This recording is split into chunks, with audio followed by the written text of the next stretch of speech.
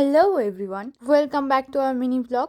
তো সকাল সকাল আমরা যাচ্ছি রথতলার স্পেন্সার্সে, কারণ পাপাই শুরু করছে ডায়েট। ওর কিছু জিনিসপত্রের প্রয়োজন, যেরকম অলিভ অয়েল, ব্রোকলি, যেগুলো নর্মাল বাজারে পাওয়া যাচ্ছিল না, সেই জন্য আমরা এখন বেরিয়েছি। আর বাইরে যে পরিমাণ রোদ্দুর, স্কুটিতে করে আসতে গিয়ে হাত পা মুখ পুরো জ্বালা করছে। এসেই উঠিয়ে নিতে করা স্কিন কেয়ারের জিনিস, সেগুলো সবই পাপায়ের যদিও।